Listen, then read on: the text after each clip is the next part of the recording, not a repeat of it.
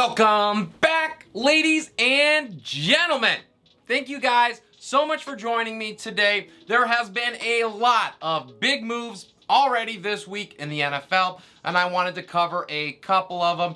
In today's video, I'm going to go over the Russell Wilson trade, the impact of both teams. For Seattle, what does it mean for them? And for the Broncos, what is the impact of getting one of the best quarterbacks in the NFL? But before we get to that, if you guys are new to the channel, if you haven't done it yet for whatever reason, or if you are enjoying the content, please consider giving me a like and subscribe. Your support means so very much. It helps me out a ton. I greatly appreciate it. With that done, let's get into this version of Hot Off the Press.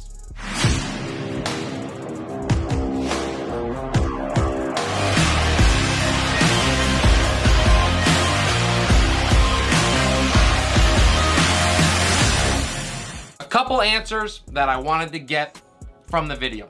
Is there a clear winner of this deal? Now, a lot of times it's very hard to tell whether a team wins or loses a deal until a couple years down the line, whether that be the draft picks they get from it, how they pan out, or how the player continues or doesn't continue to perform. This is not one of those David Johnson, DeAndre Hopkins deals, but it might be close. We want to dive a little bit deeper into that. The second thing is, how does it affect both of these teams? Where do they go from here? What does it mean for the franchises themselves? So let's start by looking at the trade itself. So the Broncos receive Russell Wilson, one of the best quarterbacks in the NFL over the last decade, and a 2022 fourth round pick. So a pretty awesome haul on their end. What do they have to give up to get him? Well, Seattle, on the other hand, they receive a 2022 first round pick, 2022 second round pick, and a fifth rounder in 2023. Now, they also get a first and a second rounder in 2023, so a big haul here for the Seahawks. In addition to that slew of draft picks, they get Drew Lock, quarterback, third year, I believe. We'll talk a little bit about him as we move on. Noah Fant.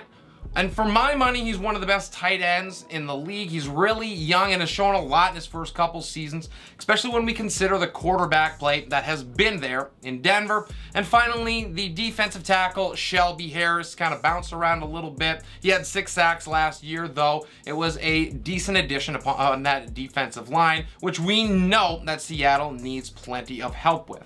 We're going to start with this from the Seahawks perspective and just look at the trade first and foremost. So getting, I think, 2 first-round picks and 2 second-round picks, in addition to that fifth rounder, is a solid haul for Seattle. 2 of those picks this year are within the top 40. Some more good news, it's the number 9 overall and the number 40 overall. Now, you never want to lose a franchise cornerstone. That is never, or usually not, a very good move on their part, especially when we are talking about the quarterback position, which is arguably the most important position in all of sports. But I think they did all right with what they were able to get for Russ. Noah Fant, like I said, I believe he's a top tight end in the league already. He's going to help with that run-heavy approach that is likely to be employed by the Seahawks now that they do not have Russell Wilson, and especially if they plan to move forward with Drew Lock. We saw that there in Denver. Lock was really more of a throw-in piece for me than anything else. I guess he gives them an option at quarterback, but he hasn't really done anything at the NFL level that would lead us to believe that he's going to be anything more than a backup for the rest of his career. I doubt Seattle really gives the reins to him fully. Shelby Harris, I think he's going to be a decent add to that rotation in the defensive line. He'll probably make a minimal impact. Now, financially for Seattle, this trade does a couple of things. It does save them $11 million of cap space in 2022. By trading Wilson, the Hawks do, however, take on $26 million in dead money. That is an astronomical amount. It is the second most in NFL history, and that is behind the $33.8 million the Eagles ate trading away Carson Wentz. Speaking of Wentz, big news there as well. Keep a lookout for that video. I will be doing it and hopefully dropping it on Saturday morning. Back to the Seahawks. By trading 2 first-round picks for Jamal Adams a couple years ago, I think that this is likely a byproduct of that deal. I really doubt that the Seahawks would have made this trade if they still had those 2 first-rounders that they gave up to get a safety whose best skills happen to be supporting the running game and rushing the passer, by the way. I'm giving the Seahawks a C- for this deal because at the end of the day, you're still losing one of the best quarterbacks in the NFL, and that is never a good thing. Ultimately, it's really going to come down to what Seattle is able to draft and develop with that slew of picks that they received. What are the next steps? So what do they do moving forward? Seattle has been low on draft selections for years. I don't think that's any mystery that they really need to restock the cabinets there. So this is at least going to help them get younger and restock some of the key areas that have been depleted as they've traded away tons of picks over the last couple of years. It really begs the question, are the Seahawks going into more of a rebuilding phase right now? And I think it certainly would seem like it, unless they have faith in Drew Lock. But why would they? He has shown little at the NFL level to produce any confidence. Their best option is probably going to be to sign some kind of lesser quarterback in free agency, a veteran. Someone like Teddy Bridgewater, maybe Mitch Trubisky, Daniel Jones is available, and depending on what happens in Cleveland, Baker Mayfield might be an option as well.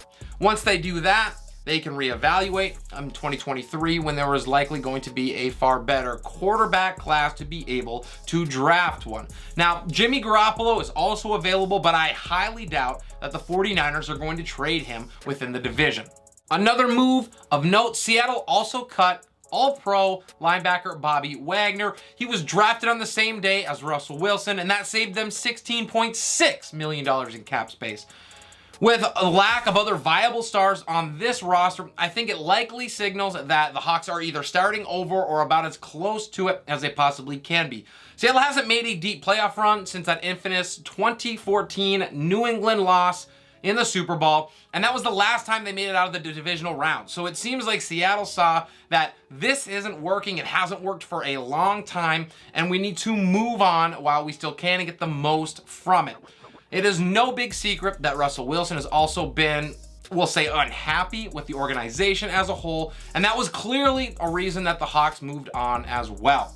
When we look at the success of the other division rivals in the NFC West, now is about the best time that the Seahawks could move on from this man. Wilson has 2 years left in his deal, and it is really unlikely, I think, that Seattle was going to want to give him a massive extension considering all the drama that had come over the past year. This move leaves Seattle without a clear answer at the quarterback position and a slightly above average defense. Now, they do have a couple really good playmakers. We know that DK Metcalf is there and he's a stud. He's paired with Tyler Lockett. It's one of the best 1-2 combos in the NFL. And Rashad Penny also decided to finally come on and get that first round pedigree bust label off of his back. So overall, I wouldn't really be surprised for it to take a couple of years for Seattle to find their way back to relevance. Outside these playmakers, there's not much else there. The draft picks really need to hit on this team or it is going to be drowning for a while. Let's move now to the Denver Broncos side of things and a far more happy story to tell.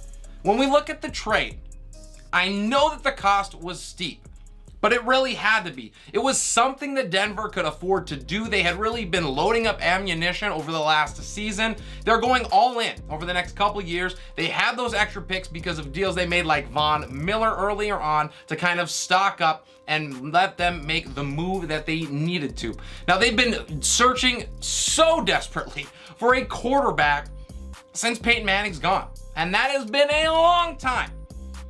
These type of quarterbacks rarely, if ever, become available, and so they saw an opportunity and they pounced on it. Wilson has 9 Pro Bowls in the last 10 seasons. He is a Super Bowl champion, and he won more games in the first 10 seasons in the NFL than any other quarterback in the history of the league. Denver was Russell's preferred landing spot as well, which is sort of surprising to me, and I'm going to dive into why that is. But if he wanted to go there, and we know that Denver wanted that stud quarterback to give them some stability at the position, it was a match for both sides. I am giving the Broncos an A- on this deal, because even though they gave up a bunch to get him, it's almost always worth it to be able to get that game-changing signal caller on your roster. What are next steps for the Denver Broncos? What does it look like moving forward? They have an intriguing group of playmakers on that end that they can surround Russell Wilson with, first and foremost. That combination of Jerry Jeudy, Courtland Sutton, Tim Patrick, and KJ Hamler is possibly the deepest group in the NFL. Although they don't have really that top-end talent yet, those four can really put up with everybody. With Javonte Williams actually coming into his own a little bit, especially towards the end of the year, this offense is set to make a massive leap forward. That is, if they actually allow Russ to uncork it, and I think that they will. We know how great that defense has been in Denver, so when you pair that with Wilson and those offensive weapons, I think that makes Denver a pretty dangerous team. All that is great, of course, but when we take a step back, it reveals something a little bit more concerning. With Russ at the helm, the Broncos have an opportunity to compete within the division. And ultimately, in the AFC as a whole, I think that that is pretty clear. But I am not sure that it is really anything more than that. I suppose you could call them Super Bowl contenders if you wanted to, but I think the list is long of teams in the AFC that could share that label with them. It is news to nobody that the Kansas City Chiefs have been absolutely dominant in that division. They've been to 4 straight AFC championship games. And Wilson's going to have to compete with Patty Mahomes twice a year now. He also has Justin Herbert there. And he is one of the best rising young star quarterbacks in the NFL. He's got a home and away with him every single season as well. Now, the very worst quarterback in that division is Derek Carr. And for my money, he is a top 12 quarterback in the NFL. So that is possibly the most challenging division in football right now. When we take an even larger step back and a macro view, we see Joe Burrow, Josh Allen, Lamar Jackson, and potentially Deshaun Watson all battling it out in the AFC. That is a murderer's row when you compare it to the NFC, where they just have Rodgers, Dak, Kyler, and Matthew Stafford there. I believe the trade does get the Broncos a seat at the table. You can certainly win championships with lesser quarterbacks that are surrounded by great talent, but the fact remains that an elite quarterback is the best way to ensure a clearer path, and that is what the Broncos were going for when making this deal. So, to wrap it up, the winner of this trade is the Denver Broncos because they were able to acquire a rare commodity while not giving away everything to do it. They certainly paid handsomely, but they didn't have to dismantle their team to get the deal done. As for the second portion, what does it do for these teams? Well, for Seattle, the Russell Wilson trade all but ensures a rebuilding phase for the Seahawks, and that is going to likely stretch across multiple seasons. This is going to lift the Broncos, on the other hand, into the AFC contenders bracket, where they will battle it out with some of the other best quarterbacks in the league. And with that, we're going to call it quits for this video. I really hope you guys enjoyed the content today. I hope you learned something. If you have any questions about what the impact might be, if I didn't cover anything, if you disagree with any of my takes, drop all of that down below. I love to engage with you guys. It is why I do these videos. If you are new to the channel, if you haven't done it yet, please consider giving me a like and subscribe. Your support is so very appreciated. This is Relentless Press. I'm your host, Abraham Opatz, and we'll see you next time.